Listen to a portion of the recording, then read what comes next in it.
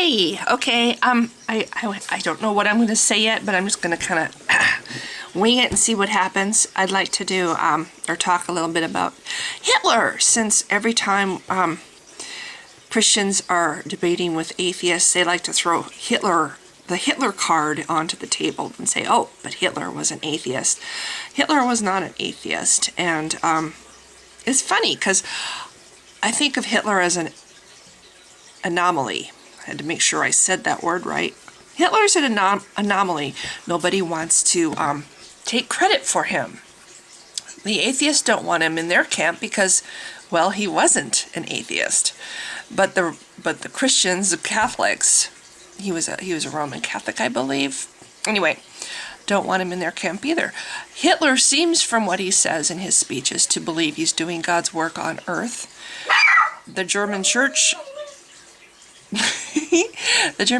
seems to, from various quotes I've read, have considered him to be doing God's work on earth.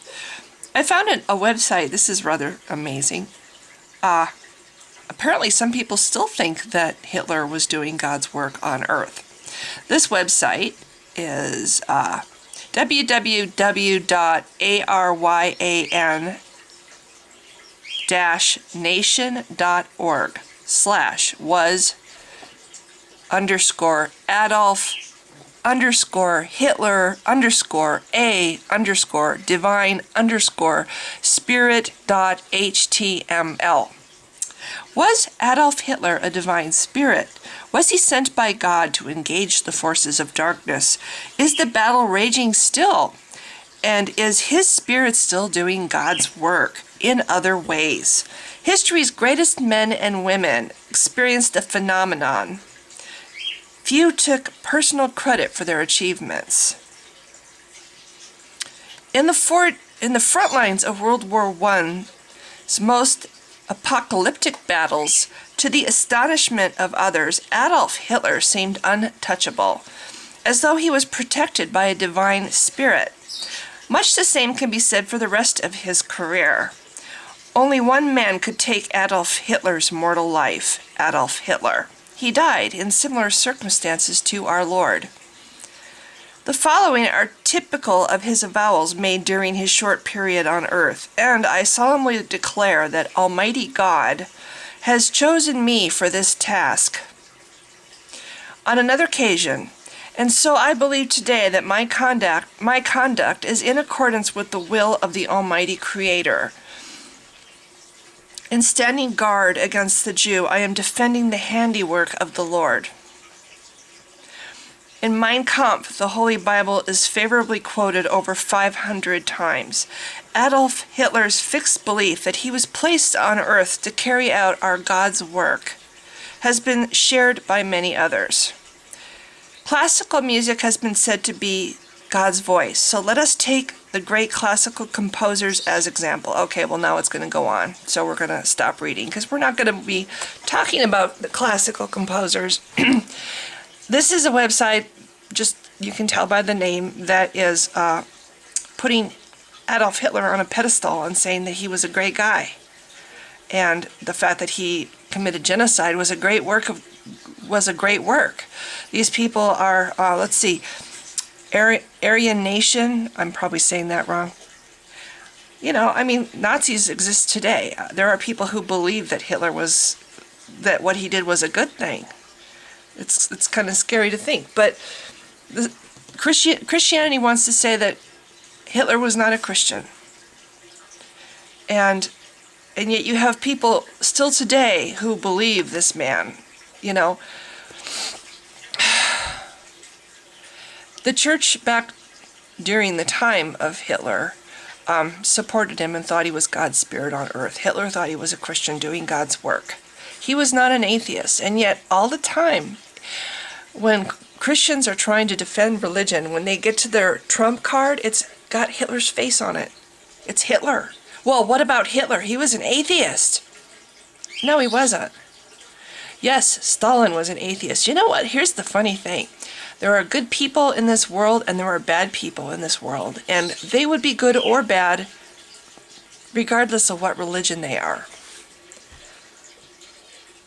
it just so happens that people who are religious and evil tend to be religious fanatics on top of, or they use their fanaticism as part of what motivates them. I don't know anything about mental health because I'm not a psychologist. I never went to school and studied mental health. But I know that usually very intelligent people, or I shouldn't say usually, but quite often, very intelligent people are more susceptible to mental illness. Watch Beautiful Mind. That's a true story. It's not completely true because the main character in that movie did not actually see imaginary people. He only heard them. It was his son that saw imaginary people. His son inherited schizophrenia from his father. But that's a story about a mathematical genius who had schizophrenia. And, people look at mental illness as a sign of weakness, a sign of failure of the person. It's not necessarily. My mom, now I don't know exactly how the relationship goes, but my mom is a descendant of Samuel Clemens. I believe he's her great-uncle or her great-great-uncle. She has him on her side of the family. Now, Samuel Clemens is an oddity. I don't want to say he's mentally ill because I don't think he was, but he was definitely on the eccentric side. My mom, 6 years or 8 years ago, I don't remember exactly. I think it was 6 years ago. My mom, who is now 87, so you can see it was in her later years, was diagnosed as a paranoid schizophrenia with delusions of grandeur. My mom is very intelligent. She went her whole life being able to hide from people, at least from me, from her, anyway, from most people, that there was something quirky, something wrong, something not quite right. Although it's funny because now people are going, I always thought there was something about your mom. But my mom finally admitted to her best friend Jerry Branch, who has just passed away about a year ago, unfortunately. Jerry was a great lady. Side note, and a great friend. She admitted to her friend Jerry that she had heard voices all her life, but you wouldn't know it. My mom worked full time. My mom was very smart. She was articulate. She too could write well. And she carried full-time jobs, sometimes more than one. She raised 2 children. She never had to turn to welfare or any kind of financial aid to raise 2 children. We lived in a respectable middle-class neighborhood. Her parenting skills were questionable, but my mom was intelligent. Most people wouldn't have, just talking to my mom, you wouldn't know that she had an illness. But she also had a bit of a strange light in her eye. And I that could also be intelligence. But my thought is, how do we know Adolf Hitler wasn't insane? I would at least suspect that he was a sociopath. What's it called? Antisocial personality disorder. People who are born without a conscience. I would say I highly suspect at the very least that he was that. But my other thought is he might have been a sociopath. Not a sociopath. He might have been schizophrenic. He might have had delusions of grandeur. That sounds so much like my mother. I mean,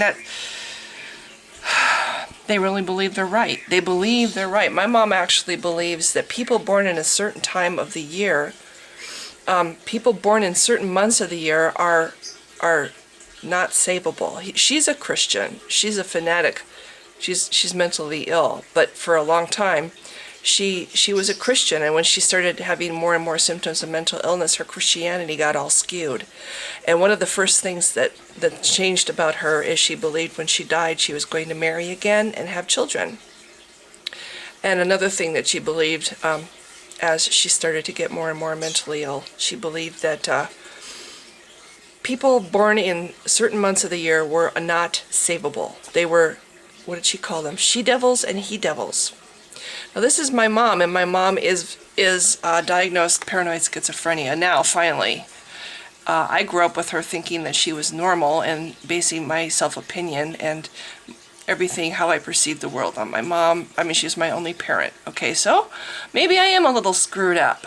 But the point is, I have gotten to observe severe mental illness, and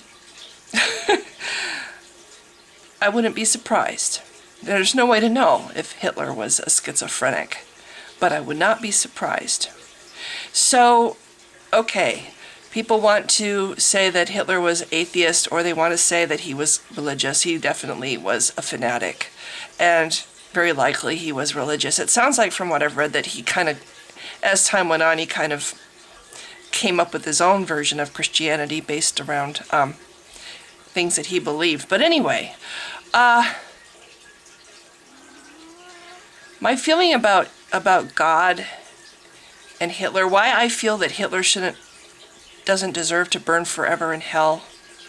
Forever.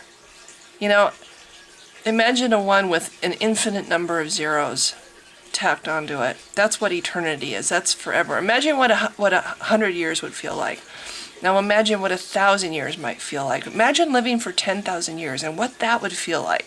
You know, the human mind has really no grasp of what forever is. Take 1,000 years or 10,000 years. You're imagining of 10,000 years. Human beings. How long have we been on this earth? I mean, okay. Take that and multiply that. We're talking about eternity. There's no end to it. Imagine trying to wrap your mind around burning and suffering in eternal torment. Some people believe that Hitler deserves that. If Hitler was mentally ill, does he deserve that? And I believe that he was. I believe there's a very good chance that Hitler was mentally ill. But let's imagine that he's not mentally ill. Let's imagine that he's completely sane. But looking at reality the way Christianity teaches about God, God is omnipotent. I can't say that word. So forget my attempt.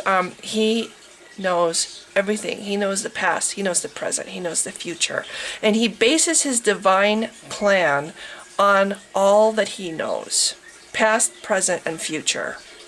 What this means is, before he made Hitler, he knew Hitler's beginning, middle, and end. He knew the path that Hitler would take. He knew the trials and tribulations that Hitler would go through. He knew how it would end. He knew that what Hitler would do in his life, and what would befall Hitler. And if there's a heaven and hell, he knew if Hitler was going to heaven or hell, because he knows everything. He made him anyway. So is there such a thing as free will if you're made? I'm going to make another video on free will, but my thought is, if you're made, if God makes you, knowing ahead of time the little maze that he's going to put you in, and which paths you're going to turn, and whatever, and how it's all going to end. Sorry, dog going crazy. She sees the cat, and that's anyway. Is it free will? Do you have any control? God's plan is perfect. His divine plan is perfect. He knows before he makes you what is going to happen to you, how you fit into his divine plan, what you're going to do, what effect you have on other people, what struggles you're going to face, the lessons you're going to learn from those struggles, and ultimately where you're going to end up when you die. He knows all that before you are born. So how is it that we have free will? Does Hitler know, when Hitler was born, did he have any say over his life?